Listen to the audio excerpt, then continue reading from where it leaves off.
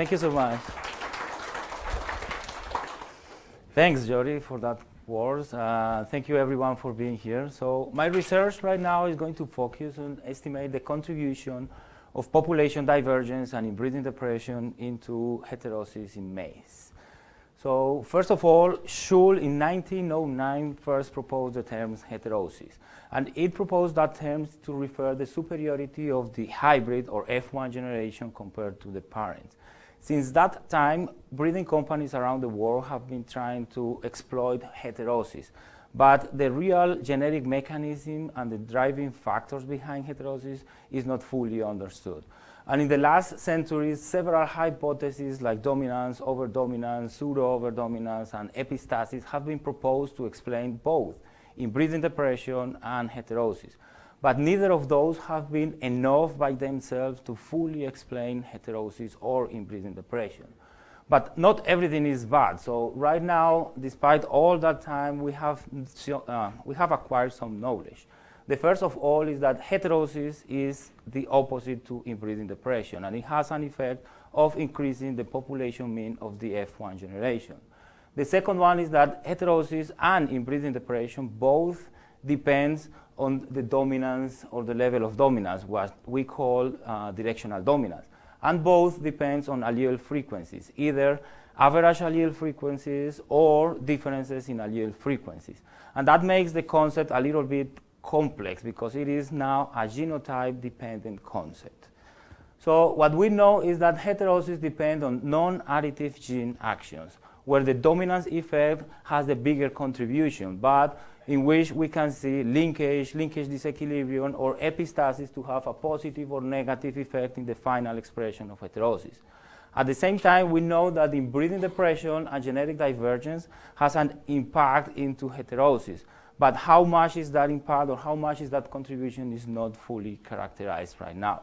So our objective is try to estimate the contribution of both into heterosis and try to understand how much you lost in grain from advancing from the F1 to the F2 generation. Typically, midparent heterosis is the estimator that people use, but this concept is just the difference between the F1 generation and the parental mean. But this concept does not take into account the population structure of the parents used in there. So let's assume that we have a metapopulation from where two populations are derived. Right? Now these two populations have a different and unknown allele frequencies, and both have a different and unknown level of inbreeding compared to the metapopulation, which gave us a low FST or high FST, and that is really related with the high or low genetic divergence within each of those populations, right? Then at this level, we are going to call everything as Panmictic. So this is going to be the Panmictic level. And we know that at the Panmictic level, heterosis is going to depend in directional dominance, in average allele frequencies, and in differences in allele frequencies, what we are going to call genetic divergence. Then let's assume that we further inbred some individuals from each population. So we start to self-pollinate individuals until we produce the inbred lines. Now these inbred lines have the particularity that they are fixed for one allele. Right? So since they are fixed for one allele at this level that we call single cross level, the average allele frequency and the difference in allele frequencies is going to be fixed and known, and it is going to be 1/2. So at the single cross level, we know that the heterosis will depend only on directional dominance. Then let's go further, and let's assume again our metapopulation. And from that metapopulation, we derive two heterotic groups. Now, these two heterotic groups have the difference compared to the other one that it is composed of inbred lines. Now, each individual in this heterotic group is an inbred line. If we make the cross between heterotic groups, now we know that heterosis will depend in genetic divergence and inbreeding depression. But if we make the cross within heterotic group, now that heterosis is going to depend only in what we call baseline heterosis. And baseline heterosis is going to be just the average inbreeding depression between the two populations that gave origin to that F1. Then Taking into consideration the population structure, we create three types of crosses: the population by population, population by inbred, and inbred by inbred. And each one of those crosses will have associated a genetic expectation. So following Wilhelm and Pollack and Lamke and Edwards' theory for the population by population, and assuming this, the random mated F2 generation as our reference population from where we are going to make inferences, so we can describe every single generation in terms of average allele substitution, directional dominance, or genetic divergence. At this moment, the Panmictic midparent value, which is going to be just the average between these two Panmictic populations, is going to be driven mainly by genetic divergence. Then, let's assume that we start to self-pollinate individuals in this until we produce the population inbred. This population inbred cannot be thought as an inbred line. It's a bulk of seed of different inbred lines produced from each one of these populations. And at this level, the population inbred will have an inbred midparent value, which is going to be driven mainly by inbreeding depression, right? So we are going to have our concept, our key concept, baseline heterosis. And baseline heterosis, as I told you before, is just the average inbreeding depression between the two parents. And it is going to be the difference between the Panmictic midparent value and the inbred midparent value. Something to take into consideration as well is that it doesn't depend if the cross is between two Panmictic populations or two inbred populations. So it doesn't matter the level of inbreeding of the parental population. The genetic expectation of the F1 is going to be always the same. Then we move to the inbred by inbred type of cross. In this inbred by inbred, let's assume we have the two heterotic groups, and from each heterotic group we derive an inbred line. Again, each inbred line will have a fixed allele in each of them, and then heterosis at this moment is going to depend only on the level of dominance, because the average allele frequencies and the differences in allele frequencies is going to be 1/2. Finally, we go for the population by inbred. So in this case, we have a Panmictic population and an inbred line. When we make this cross, we will know that the Panmictic midparent value will depend not only on genetic divergence, as in the population by population type of cross, but inbreeding depression will have an effect in here. Then, if we self-pollinate the population to produce the population inbred, now our inbred midparent value will depend in inbreeding depression exactly as in the case of population by population type of cross. And again, baseline is going to be just the difference between the Panmictic midparent value and the inbred midparent value. Then we are going to estimate 4 types of heterosis estimations. So the first one is Panmictic midparent heterosis. It's going to be the heterosis produced when you cross two Panmictic populations, and it is going to depend only on genetic divergence. The inbred midparent value is when the parents are population inbreds, and in this case, it is going to depend not only on genetic divergence, but as well in inbreeding depression. Then we have the single cross heterosis, which is going to be the cross between inbred line and inbred line. And this is going to depend only on directional dominance, as I have told. Baseline heterosis, which is the difference between the inbred midparent heterosis and Panmictic midparent heterosis, is just the average inbreeding depression between the two populations that gave origin to that cross. In order to estimate those parameters, we planned during 2007 and 2008 5 locations. Each location was planted under a modified split plot design with 3 replications in which the main plot was the generations.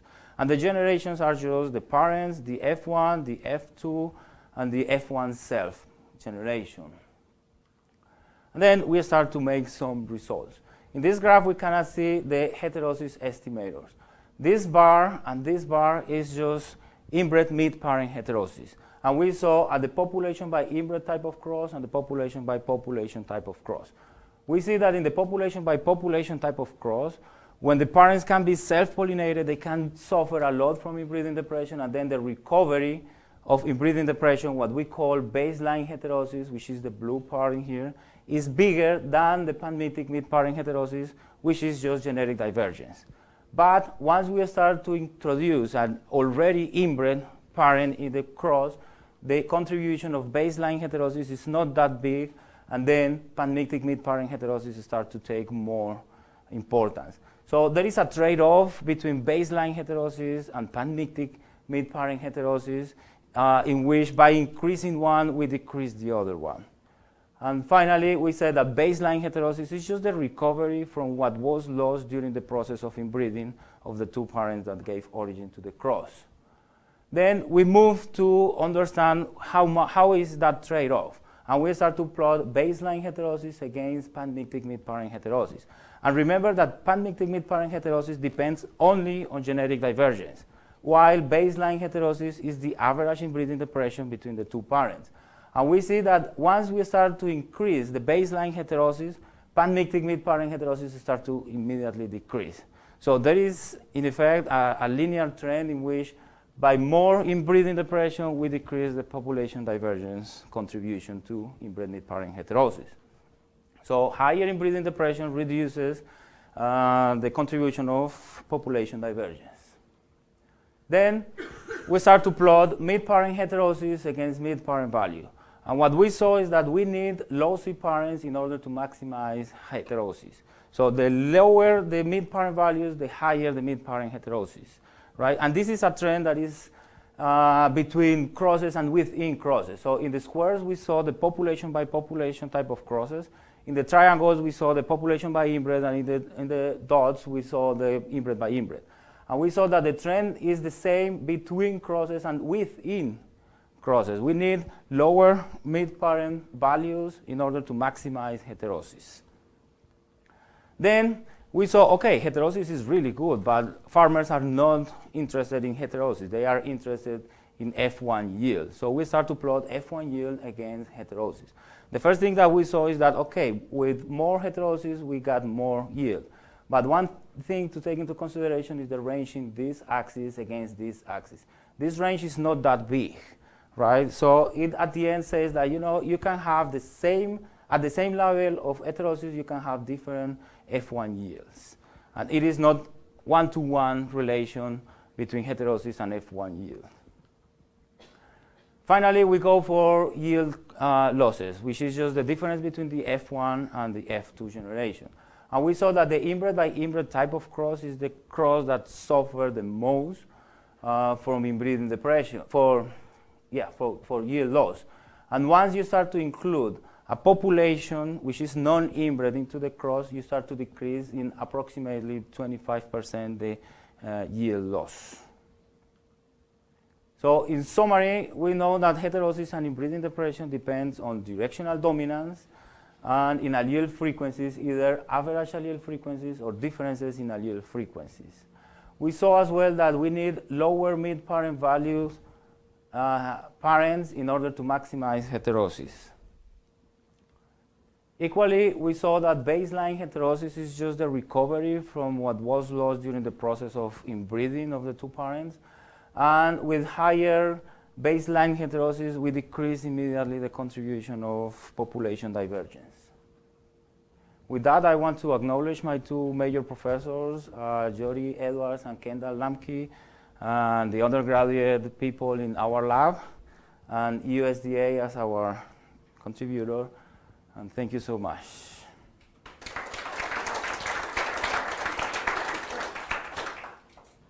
Okay. Are there any questions for Fernando? That was too fast.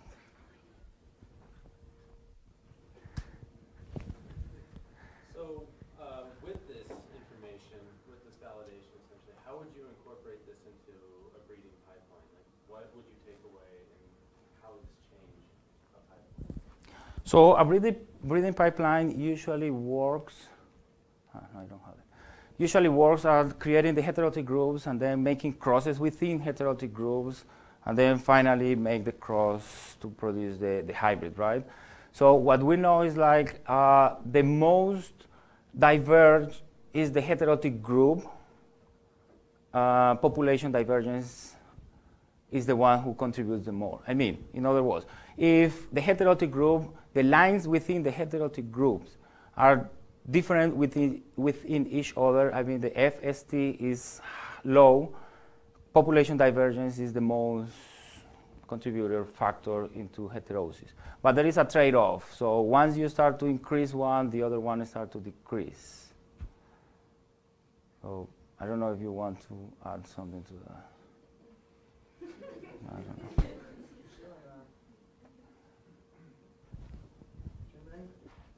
One of the figures you showed the midparent heterosis versus the midparent value. The relationship of the plot seems to suggesting your hybrid with a constant value. Because midparent value is midparent value. Midparent heterosis is whatever the hybrid minus midparent value. If you look at the x and y axis, the end is about 7, right? Because of the negative relationship, I was assuming your hybrid would be a constant around 14 megaton per hectare or something.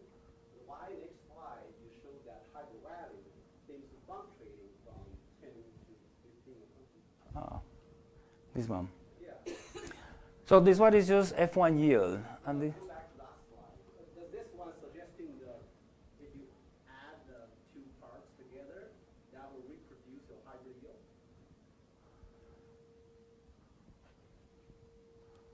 yeah, it should. So Yes. that was suggesting all your dots should be horizontal line if you produce that hybrid yield plot. Doesn't matter whether your x-axis is something else.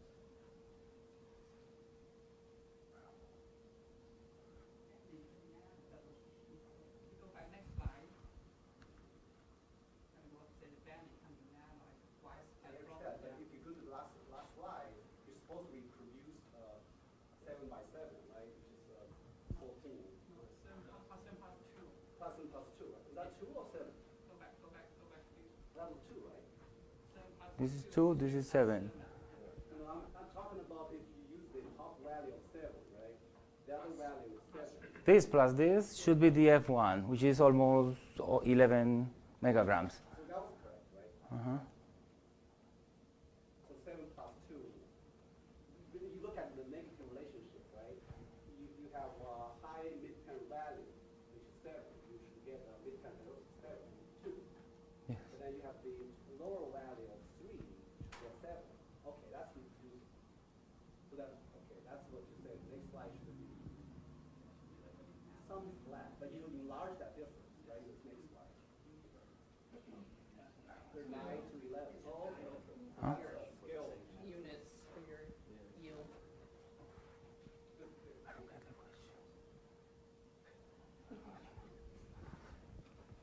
I'm sorry, it was a question I didn't answer. Okay, I'm so sorry. As he said, heterosis is abstract. It was a nice talk. I just wondering, you mentioned that you use split plot, modified split plot design. I just wondering, what is that modification that you're talking about? It is because the main plots are the generations, but usually in a normal split plot, the sub or the split plots have to be the same in each main plot. In our case, the split plots are just the lines within that generation. So for the F1, the split plot is just the number of lines that we produce for each type of cross, which are not going to be the same split plots for the F2 main plot. So that's the modification that we have in this type of design. Because you have different backgrounds. Or Different, yeah, it's different split plots between main plots.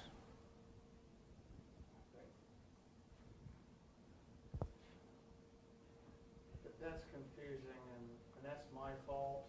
Not entirely. This is a design I've been using for a long time. I even dragged Kindle into it. So in a traditional split plot, the whole plot and subplot factor are cross-classified. The subplot factor level, we go the same levels within every whole plot. We get into these cases, though, you have different genotypes, different lines within each whole plot, but they have to be blocked by inbreeding level because the vigor is so different. And I don't know what else to call that other than a modified split plot. Maybe somebody has suggestions. But anyways. Well, it's almost like a reps and sets design, but no one probably knows what those are anymore, so. Sets and reps, however you want to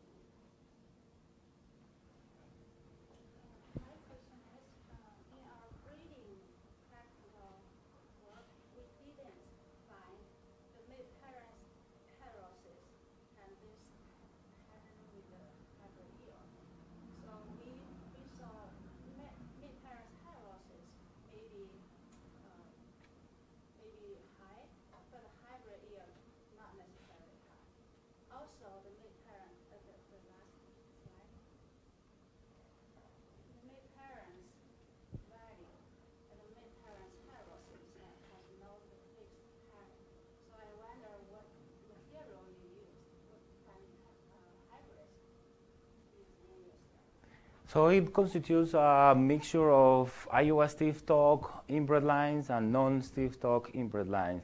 And the populations as well is the BSSS and the non-BSS, like corn border, BSCB1 type of cross. So we make crosses between those materials.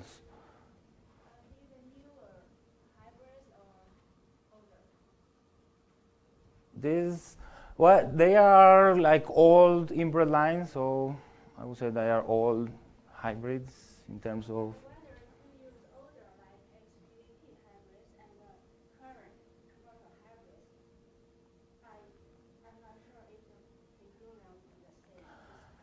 They should be the same because it doesn't matter if the hybrid is modern or old, the genetic expectations will be exactly the same. So at the end, when you compute all expectations for the F1 and that stuff, it should be the same. Probably we will increase these values, but we will not modify the genetic expectation of each one of those. Perfect. Okay, yeah, perfect. Perfect. It's interesting for this slide and the last slide. So because of the colored dots are patterned, maybe this relationship obtained was part of the story you want to tell. It's not within a specific type of process. It's different type of process give you this negative relationship here, but a positive relationship in the next slide. Can you actually convey that message one more time? What is the trying to say here? So the last part of that, sorry? Oh, both this part, you see a negative correlation, Yes. right? Yeah. You have R squared over there, right? Yeah. Next slide, you have a positive correlation. The correlation was driven by the different type of process and design specifically to tell us the story. I want you to convey that message one more time. Okay, well, there is one other difference is like in this type of cross is just heterosis against F1 yield. So there should be a positive relationship because heterosis is expected to increase the F1 yield. However, the positive relationship is not that big as we want. So sometimes it's not like in here. It is not really clear. But in this case, is the opposite. It is kind of trying to predict the performance of the hybrid in terms of heterosis based on the behavior of the inbred lines or the parental population. So that's why here it is a negative relationship. And in my mind, it doesn't matter if the hybrid is old or a new one. In terms of genetic or quantitative theory, it should be the same because the F1 should have the same genetic expectation. So in this case, it's like basically once you decrease decrease the performance of your hybrids, you start to increase your F1 yield. So that's why we have here a negative relationship compared to a positive in the other slide. I don't know if that answered your question. I said the relationship is because you have different type of processes. Next slide, look at next slide. Right, you have the blue dot at the bottom, and then green dot, and then red dot. Right? So I'm assuming that you want to tell us that this positive relationship because of different groups of dots, that might be fading the essence. I don't know if that's the case. Yeah, the relationship here is based on the whole, not just per group. It is the three type of crosses, that's the relationship between these two variables for the three type of crosses. But when you go for each one in detail, that relationship apparently doesn't hold as much. And that's what we consider is important because not all heterosis ends up in high F1 yield. So it's kind of that. So Fernando and I just talked about this morning, kind of related to your question about figuring out the role of divergence and also then sort of beyond divergence. If we were just to look at a group of F1 hybrids where we maximize divergence, it seems like there's something there are two different things going on. And that's why we need the theory to interpret this and figure figure that out. So I think you're asking a good question. And we're still trying to figure that out. So, are there any other questions? Okay, well, let's thank both speakers one more time.